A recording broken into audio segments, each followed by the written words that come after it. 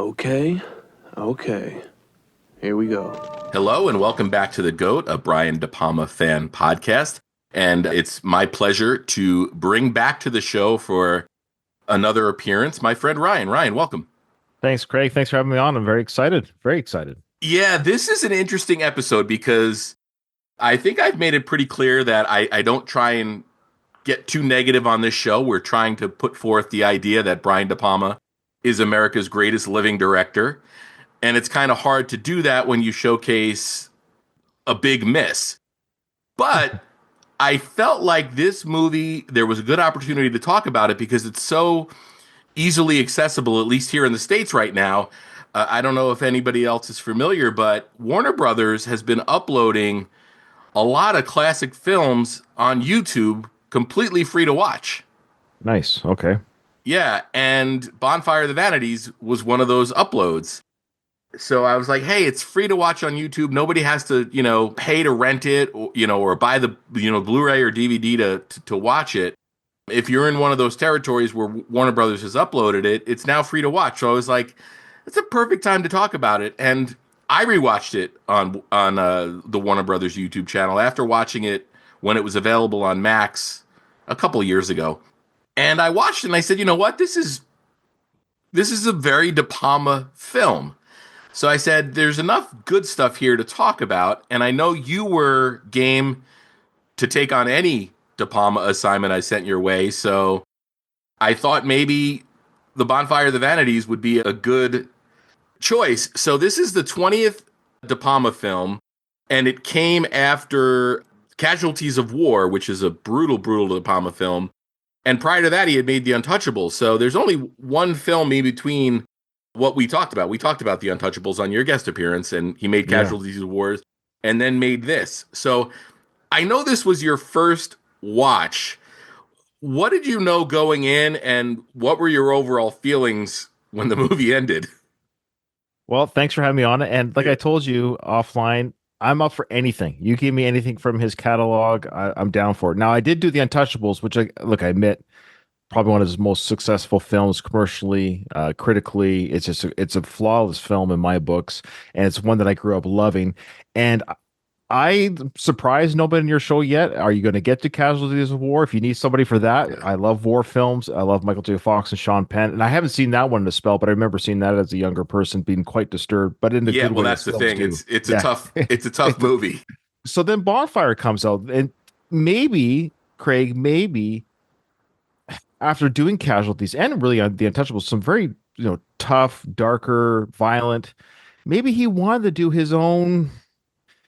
I would say comedies strong, but maybe his lighter fare. This is the lighter fare film, and I think that might be not excuse, but pass number one I give Brian for this. But I hadn't seen this film, so like you said, I have not seen this film ever in my life. It is one that I've heard nothing but terrible things about all these years, and so as years go on, and my time on this earth gets shorter and shorter left, I'm like, am I going to spend 2 hours of my life watching this film that's been so maligned by seemingly critics and fans? And I will say this, I had a lot of fun watching this film. I don't understand. I don't, I mean, I don't know. I think it's the book. I never read the book, of course. I think the book is a big hit. Yes. I find I'd have to read the book because seeing this movie and thinking about this in printed form sounds like a snooze fest. I think it's more fun to watch the movie. So I don't know. I think the film is just fine. I think the criticism, I think it's misdirected. What are your thoughts on the film? Yeah, I'd agree. And I know we talked offline and you were going to wait until we recorded, but there was a book that was written. A journalist named Julie Salmon was on set the entire time. She was friendly with De Palma. He invited her on set. And she wrote a book called The Devil's Candy about the production that came out, I think, the year after the movie was released and failed. I have not read it. I want to read that. But within the last couple of years, I want to say 2022 maybe, they put out a podcast through Turner Classic Movies has a podcast channel. Oh. And they put out basically the podcast version of her book, hosted by Julie Salomon. Oh. So if you listen to that, you'll get the entire story of the production. And there's a lot of interesting tidbits. There's a couple of things at play here. This was a big assignment for De Palma. Sure. I mean, I'm I mean, it was, his filmography is pretty, pretty heavy, but I mean, we're Hmm. what, 8 years removed from Scarface at this point, which was not a critical or commercial hit. So that movie hadn't really entered its reevaluation stage yet. So Right. getting this assignment was a big deal. So I think that was part of the appeal to Palma is like, hey, I'm gonna get to make a big studio film with big studio money, and get that bag, if you will. Hmm. A couple of things happened though. The producer on the film, after they went into production, took a job as the head of another studio. So Okay. the film, in essence, didn't have a producer. So De Palma Mm. became the de facto producer, which is a difficult job on its own. So in addition to directing He's the movie, stretched. He's a he little was stretched there. producing it. Yeah. At the same time, this was a Bonfire of the Vanities, the novel, was a phenomenon. Thomas Yeah. Wolfe, who is, Yeah. a pretty acclaimed writer, had written this, multi 100-page book, about, class in New York City. And I think a lot of people just had a lot of expectations about it. But it's funny, they point out on the podcast that, maybe it had sold 1 million copies. And if you transcribe that to the movies, that's nothing.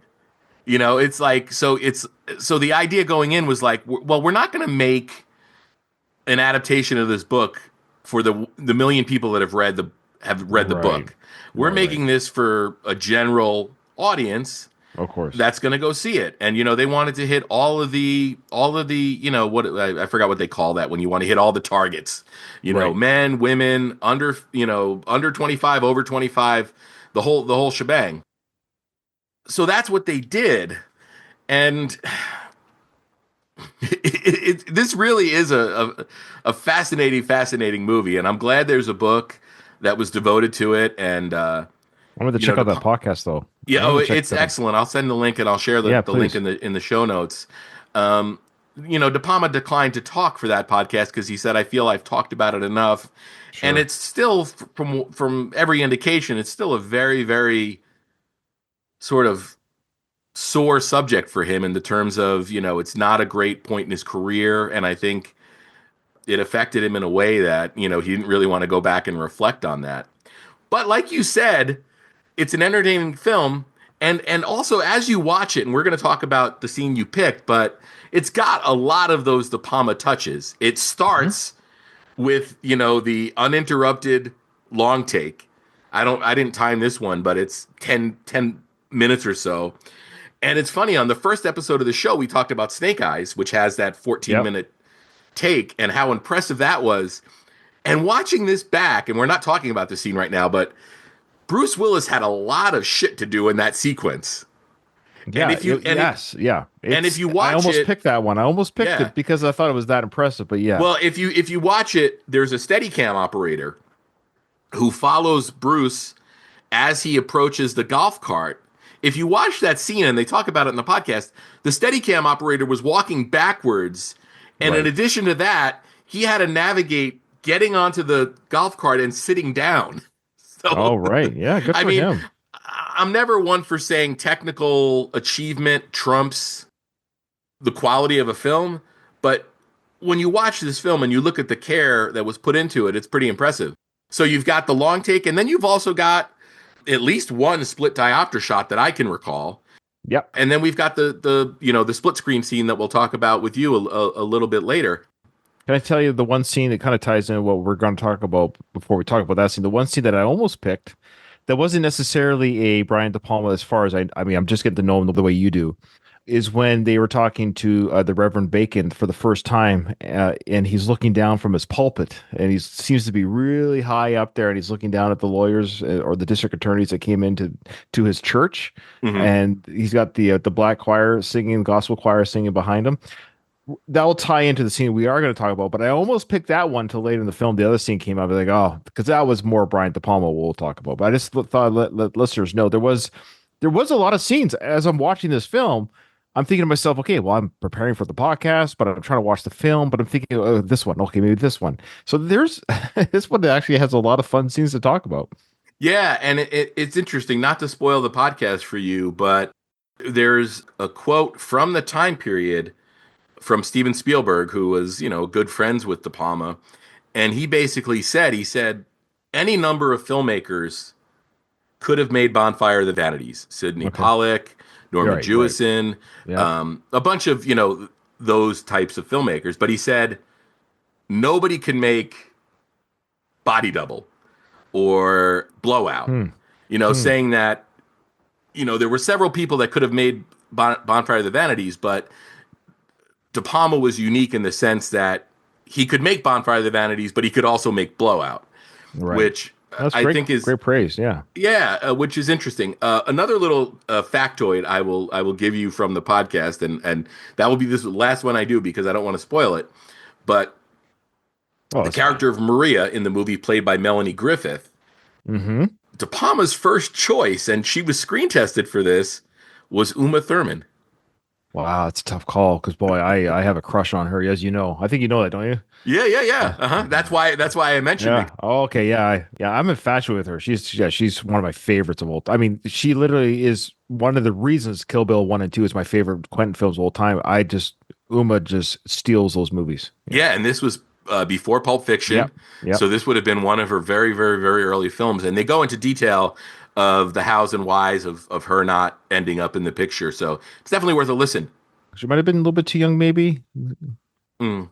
Maybe. Uh, Another detail I was wondering if you noticed is, Okay. and this is comical, and this ties directly into what a disaster this film was. Melanie Griffith, in the middle of filming, got breast augmentation. Well, okay. Okay, so I'm thanking for bringing up the breast because I was going to bring this up.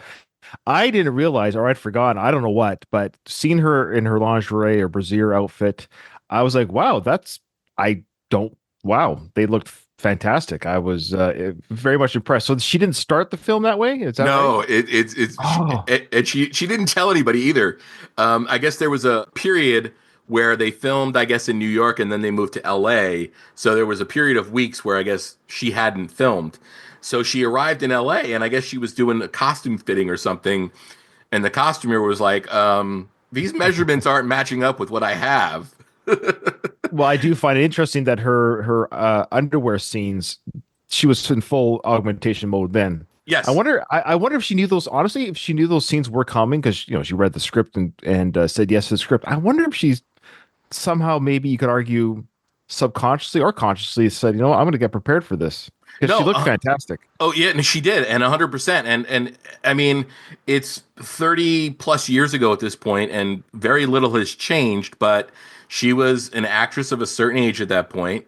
She was 34. closer to yeah, and the standards in Hollywood they haven't Yeah, changed I know. much. No, it's true. She had just had a baby within the last couple of Oh, months. oh, So really? Wow. Good for yeah, her. what's Dakota, her daughter Dakota, Oh, who of course. yeah. Yeah, that's right. So yeah, no, she was very much aware of the fact that she was going to be doing that scene. So that I'm sure she focused on getting in shape and then got the little extra help from the doctors. It's funny if you watch the movie and you're aware of that, you can see there's scenes where she doesn't seem as pronounced Oh, well, in her I have to go back and do the before and after. in her costuming. But before we talk about the scene, because Melanie and Tom Hanks are not in it, do you want to talk a little bit about both their performances? Yeah, I do enjoy Melanie Griffith. She is, but she might be an acquired taste for some people. The way she is, the way she speaks, her voice, and that's not an insult. I'm just saying she is not she's a different character amongst just the way she is. Like she just might seem a little bit. I hate the term ditzy. She reminds me of an A-list Suzanne Summers, if that makes sense. Like Mm-hmm. she could, her looks in some ways get her like when you are really pretty, sometimes it's hard to not be that way in films. But I've never had an issue with her. I've always enjoyed her in films. I don't go see her because she's in film like a Uma Thurman. Or Jodie Foster. Those are my two top actresses. I literally go see everything those two actresses are in. So I do have, lest people think it's a misogynist statement I'm making. There are female actors that I love and go see all the things they're in. But Melanie, when she's in a film, I have no problem with her. Like, of course, Pacific Heights was a fun one. Working Girl, I enjoyed her shining through. She had a really good run there, and I enjoyed her in those films. she doesn't turn me off. I did find her character in this film, uh, and it's not her fault. But the way she was written, it was a little bit too. I found like she thought maybe she was in more of a comedy than the film that she was in. I don't know if that makes sense, but It does make sense. It does make sense. And this was a really challenging role and a tough character too, yeah, because Maria is supposed to be the type of woman that a successful, powerful man like Tom Hanks would be willing to throw his life away for. right. Oh, and his wife, played by Kim Cattrall. Yeah. now Kim Cattrall. I didn't realize, or I've never really watched her in anything because I know she's big in Sex and the City was her big one of her biggest roles, right? Mhm. But boy, what a beautiful woman! Holy so, I had not realized. I actually had to Google. I saw her name in the credits, of course, Mhm. in the credits, and when she came on screen, I didn't recognize that was her. I was Mhm. like, oh, that's her. I actually Googled who's Tom Hanks' wife. Oh, it's Kim Cattrall. I mean, she's a stunning woman. Yeah. And that's the confusing part. I mean, Melanie, of course, is a beautiful woman too, but if I'm in this universe and she is my wife, I don't know who I'm stepping out on here. Yeah. Like, Did you catch who played their daughter? oh, did I? Okay, wait. Oh, I gotta cheat and look. She went on Who? to she worked as a child actor, but she went on as an adult or in her late teens and early 20s to make a lot of films, including the first Spider-Man trilogy with Tobey Maguire, Kirsten Dunst. Yeah, Wait a minute. Did I get out of here? yeah. I'm not even okay. Did I not? I'm gonna go insane here. This is embarrassing. No, it's not. I mean, I had to look No, because I am a huge Kirsten Dunst fan. I love her. There's another great. She's an actress that I'll see her stuff in. Did you ever see her in her season of Fargo? I have not. I have not. Oh, Yeah, she was killer in that. Anyway, yeah. that was her. Okay, sorry. She played their little daughter. Yeah, I mean, she's got maybe Well, like what 3 scenes or something. but Craig, this is ridiculous. How did I not? Well, the thing is, in typical De Palma fashion, the coverage in her scenes isn't traditional coverage. So you're never getting like super tight, close ups on her. A lot of the interactions in her sequences are wide shots, which is, No, but I'm something that, still I'm embarrassed. I'm because I'm so good at this stuff. I'm absolutely ashamed of my people who are listening should be ashamed with me. I'm looking at the stills of her right now online of her in the film. No wonder I didn't. She has red hair yeah, almost in the film. I did not. I could see it yeah, now. hmm Just think she was only 4 years away from Interview with the Vampire. yeah, right. That's weird. In fairness to you, Ryan, this was not a detail I picked up until I watched it a couple weeks ago for this show. Like when I watched it on Max a couple of last year or whatever, it didn't register with me. I'm And just bowled over. This is like a Mandela effect. I'm literally bowled over. Like, because I even looked at the cast when I was researching the film. How did I even not even see her name? This is Mandela effect. This is what it is. Like, my memory is blown away that I didn't even catch her name in the credits. Wow, Mhm. crazy. Okay, Yeah, you got me. so Yeah. Tom Hanks, and just a little bit Okay, of a note yeah, I here. know. And I wanted to apologize, and because you always want to make these so short. I do. I was like, man, every time I'm on with Craig, well, I'm always talking too much. Okay, Tom Hanks. I think this might have been the problem with the film, and he was great in the film. This is it, but the point is he plays somebody who's not likable, and I He's too think likable of an audiences. actor. That's right. I think audiences weren't ready for this. He was the lovable guy in Splash and movies like that, and the Money Pit, all these other type of comedy films. I think the audiences weren't ready, Craig, for and he did a good job, but if you didn't know Tom, if this was your first Tom Hanks film of all time. You're an alien from another planet. You're seeing Tom Hanks film for the first time. You would think he did a fine job, but I think people did not see Tom Hanks in this role. Maybe it should have been Bruce in the Tom Hanks role. Possibly, Tom Wolfe wanted Chevy Chase. That's better. Well, Chevy Chase is a natural He's, born asshole, so why do you want to? I, boy, he's funny though. he is. It doesn't mean he's not an a hole. I know, but I know the two could exist. It's crazy how terrible he is, but boy, he's Yeah. funny. Yeah. No, Anyways, so but yeah, and this is something okay. you'll discover in the podcast. The whole approach to the film sort of revolved around making the Sherman McCoy character likable enough that audiences wouldn't be turned off by him. So apparently in the book because he's he a lot wins. worse. Because he is in the book. I read that, but because he kind of wins in the end, so you're Yeah. sort of rooting for him, and you kind of feel bad for him to a degree.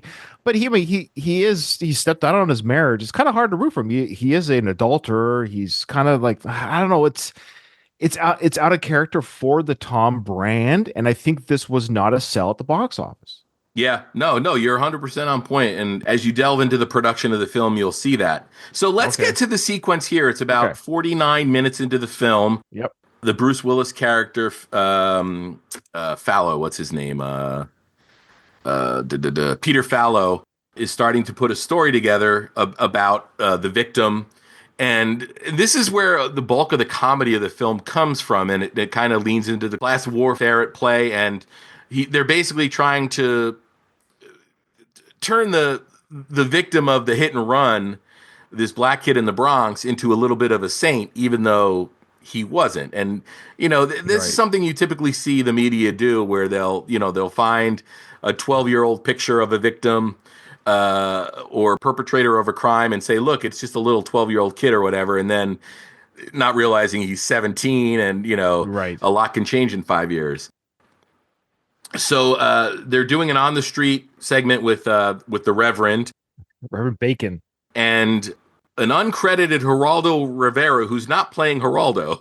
No, he's playing he's what's his name again in the film? I don't even. It's Uh, uncredited, so I did watch the scene again, and I was going to write it down, and I missed it because I wanted to see, is he supposed to be Geraldo, and he's not, but no. he might as well have been. And this is when we get the split screen technique.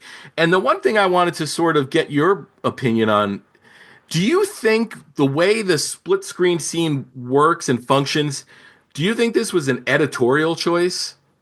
Like, what do you mean by that? Like, what do you Meaning like? that De Palma didn't plan on doing this split screen until he was in the editing room. No, I think no, they acted accordingly. I think this was done legit. This was scripted. Like, this was storyboarded to be this way. Okay, yeah, because I mean, if you watch it, you're like, I could see it being cut in a traditional manner. Right. You've got your coverage of Bruce and Geraldo watching what's going on screen, and then you have the Reverend and his people. So, I mean, you could have really cut back and forth between it, but the split screen's really effective because I love you it. get to I love see it. them reacting to the Reverend and how the action's playing out. And it really is perfect use of split screen. So, regardless of what the intent You're was, right. the execution is great. And then the way the scene pays off with Yes. F. Murray Abraham, it makes for a great transition as well. It's incredibly done. So yeah, for our listeners, it's the Reverend Bacon who's going to talk to the news agency about this great tragedy, and he has his reasons to get on camera, to get his face on camera. And if you'll notice, as the Reverend is meeting Bruce's character and Geraldo's character, that did you notice the background? What was going on in the background? Mm-hmm. Did you catch that? I don't mean to be a trap question, but it wasn't until my second viewing that I caught what was going on in the background. Well, like with all the signs and stuff? No. Okay. When you watch it again, this is fascinating, Craig. Yeah. This is a real, no, I'm not trying to get conspiratorial here. Okay. Yeah. This isn't my intent. But the media will sometimes, we sort of talked about, the media will, they have a message or they have an agenda or whatever you want. Like they're trying to portray something to the audience, us, the audience at home. Mm-hmm. All behind the Reverend, there are people with prop pieces and sets. They're setting up to make the area look more urban blighted. Oh, yeah. They got guys running around putting tires up against cars. Yeah. There's actually a scene. This is almost like an air. This is what I mean. This movie, I think Brian truly wanted to make a comedic film, but it's a little highbrow. Like Mm-hmm. this part is very airplane-esque because if you watch it again, in the background they have people getting the shot ready, and you'll miss it because you're focused on the Reverend. Yeah, yeah. There's actually a person that walks by with a wardrobe, the wardrobe on wheels. They Yeah. walk behind with all the wardrobe. People are putting on their clothes and getting ready for the shot to make it look like, yeah, they're all getting ready. They're paid Yeah. protesters. Now, I don't get conspiratorial. Yeah.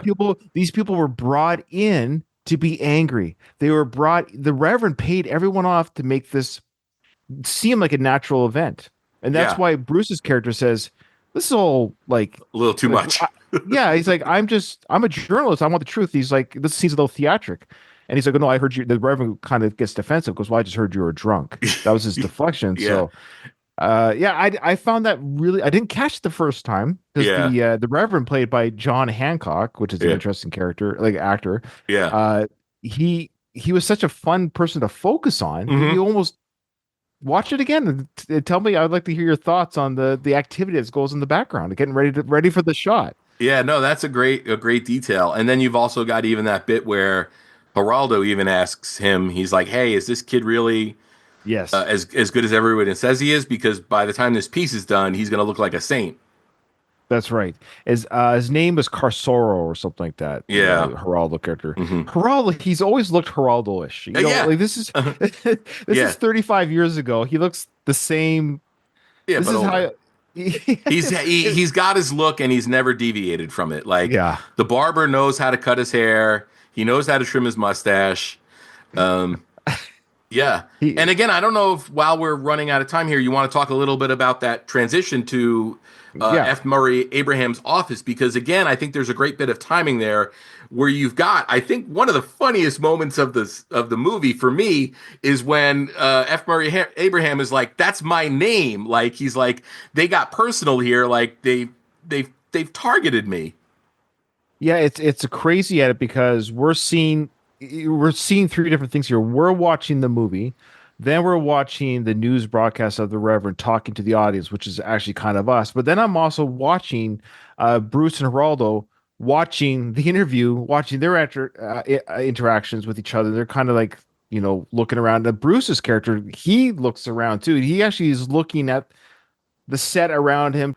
So I was more curious, why did Brian want us to show Geraldo and Bruce at the same time without any cuts and unedited? I just found it fascinating watching them just chilling. And I think, I don't know why, but that's kind of cool to see the side characters just chilling, and Bruce looking around, looking at the setups. But Geraldo seems to be more engaged in the actual interview because this is, his news piece on the line. And I don't know, I really like that choice. I almost, before we forget, or I forget, I love the bit of the Reverend because it's all show and circumstance for him, pomp and circumstance, Yeah, and where he he's acknowledges walking that. out. Yeah.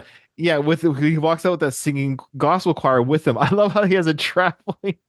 Yeah. This is what I mean. This is very airplane esque. Like this Hmm. is, maybe people weren't expecting it to be this. This is like the equivalent. It's the same type of humor, and actually the same year of release, I believe, as Oscar with Sylvester Stallone. It's the same type of humor. It's a different. I don't know how to describe it. It's airplane esque without being too like goofy, Yeah. but it's And borderline.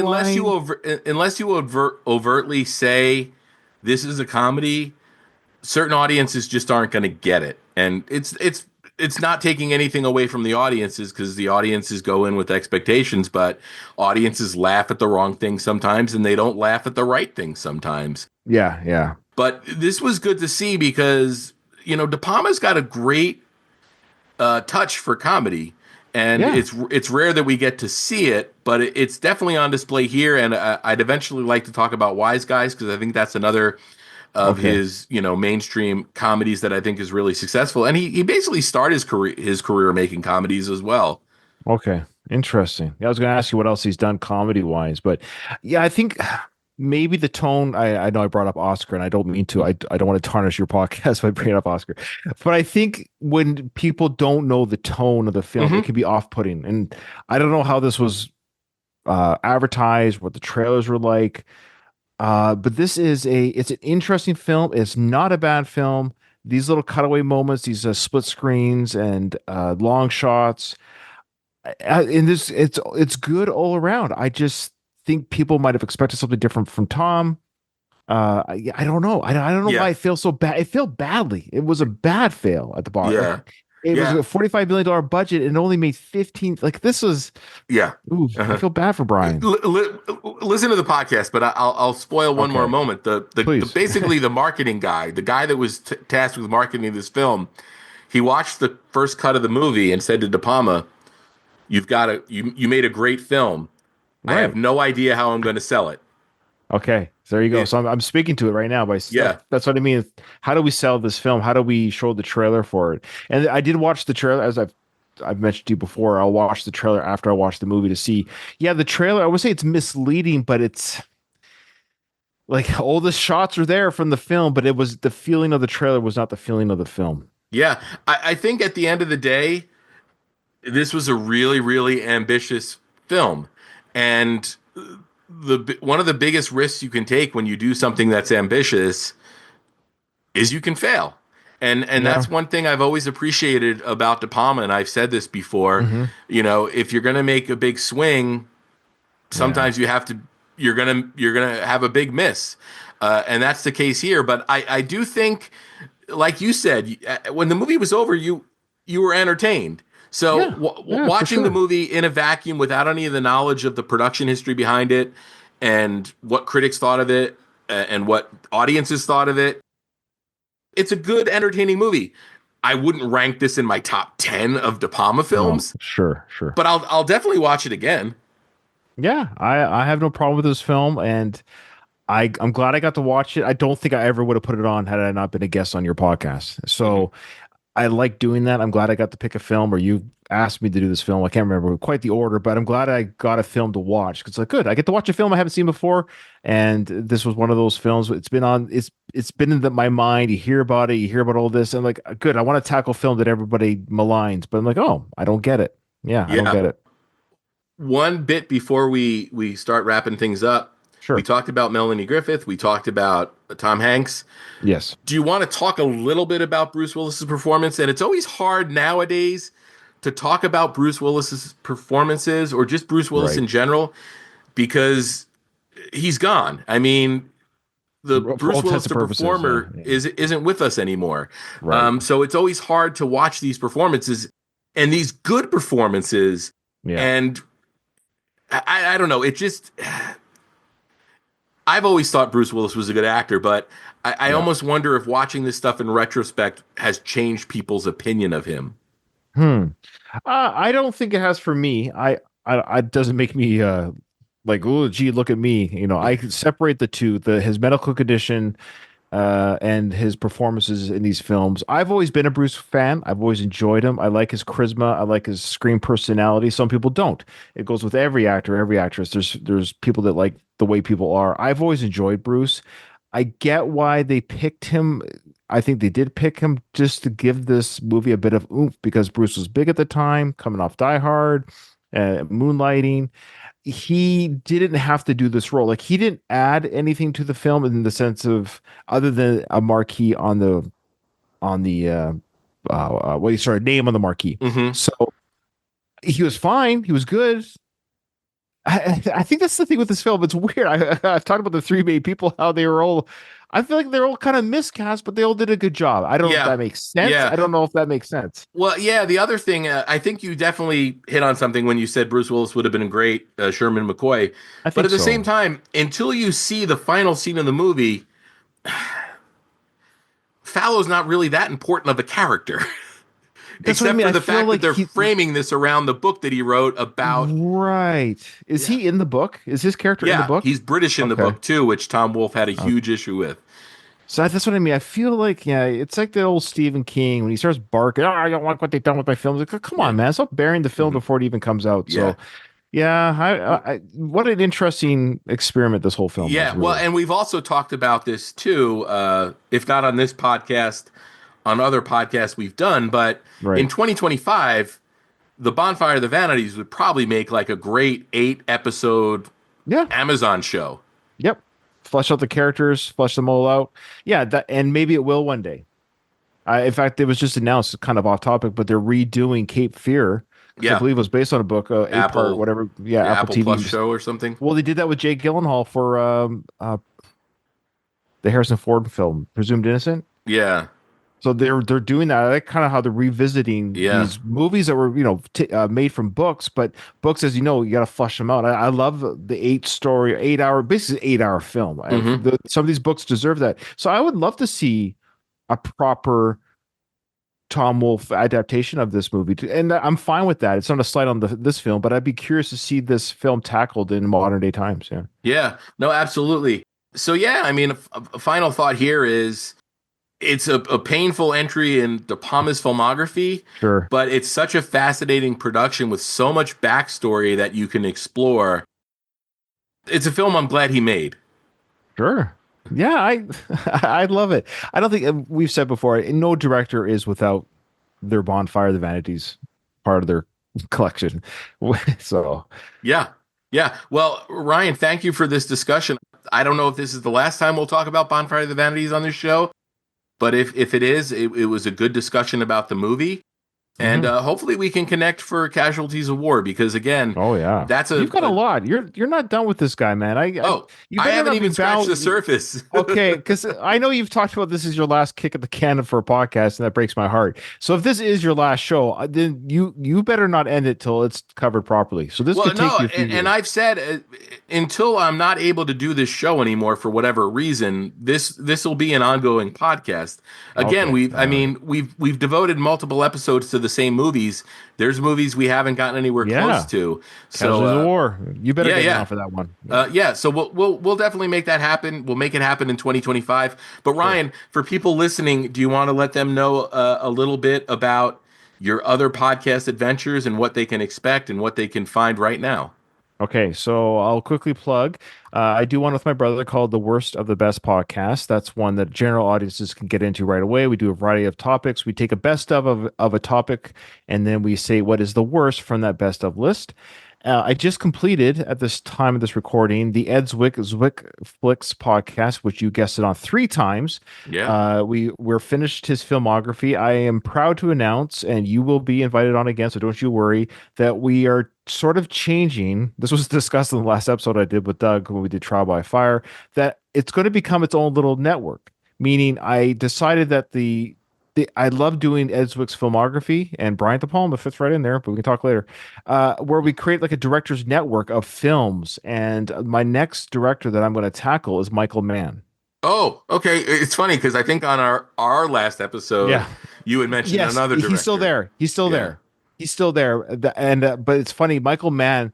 We're talking about Terrence Malick. That's not a Yeah. spoiler. He'll probably be my third one, but Michael Mann was actually in the running for the beginning, and I forgotten about that. That was one that was between him and Ed Zwick. So I went with Ed Zwick first, but Michael Mann has stuff in his filmography exactly like Ed Zwick, where it's like I love these films, but he's got films I haven't seen yet. So yes, you'll be cordially and officially invited to tackle Michael Mann film if Yeah, you I so would. desire. I Manhunter, huge fan of Done. Manhunter. Done. You already said it. That's your first choice. Well, That's some other. I also think The Insider's a great film, Yes. and Yeah. I also think, in fairness, Heat should probably be some kind of super show. If you remember the Slycast, we used to do Slycast super shows, Oh, which would more than one be host, like a multi-host. well, just Yeah. I Heat is the type of film that demands Sure. that kind of Big treatment. wigs, the big guns. Well, All right. I mean, I just think if you're doing a Michael Mann season, in my opinion, as a humble podcaster, Oh yeah, I appreciate your Super opinion. Show, Heat Super Show is the way to go. Or make it maybe like a three-parter. Like I could have someone come on and cover the first 50 minutes. Somebody come on the second 50 minutes. Whatever they divide up in three parts. That might be an idea. Yeah, because it Yeah, is a big movie. it's a tremendous film. It's a Yeah. tremendous film, and I don't know if we're getting into spoiler territory here, but I don't know if you know that Michael Mann remade Heat. Yeah, he did the book, Well, part no, two. Heat, the movie, he had made already as another. Oh, that's right. Yeah, that's what was called something that It's no, on not LA YouTube. I Conflict. forgot. It's like L.A. Takedown or something. Yeah, that's right. Uh, That's right. yeah. I So I did know mean, that. I forgot, but I did. I've seen it. I've watched parts of it, I should say, and that might be an interesting. I think I might be doing the same as I did for Ezwick, just tackling legit the ones that made it to the. This well, movie like I was said, if released you're going on. to do a Heat Super Show, it might be worth Oh yeah, yeah. covering that TV movie that. But That's either fair. way, I'm looking forward to it. I think Michael Mann's a Yes, tremendous filmmaker. He's got a great filmography. it's the same amount as Ezwick. 'Cause officially, he only has 12 directorial movies. If you could, only 12. Yeah. Well, he's been threatening Heat 2, which They already wrote the novel. The novel's sitting on my bookshelf, Heat 2, and I'm visualizing it as a movie and just really curious to see what he did, or what he does, because I know there was talk of casting younger versions of those characters because Heat 2 gets into backstories and stuff. I believe Adam Driver was mentioned that makes sense for one of the roles. But either way, Ryan, that's great. So I'll include links to as many of your shows as I can remember, but worst of the best, Zwix Flicks. You've also got the Rocky Going the Distance, the Rocky series podcast, and at some point in the next couple of months, you're going to be doing a soft relaunch of your Rambo series, right? As like a trivia-driven experience. And you're going to be coming on hopefully for season 2 or 3. Season 1 got grabbed pretty quickly from people, so I'm only doing 4 episodes per film. So it's a limited re-release, so to speak, of the series. So I need to get you on because you were definitely a Rambo head. As long as it's not Last Blood, I'm good for any movie but Last Blood. Fair enough. I really don't want to watch that movie again to prepare for a trivia contest. Well, you know that makes you just want to get you on there that much more. Oh, I know. Either way, I think this is officially now the longest episode of the GOAT. Sorry, it's my fault. No, it's always my fault. Who knows? I might start editing this and realize it needs to be a 2-parter. But either way, Ryan, thank you so much, and I look forward to talking to you for Casualties of War. Awesome.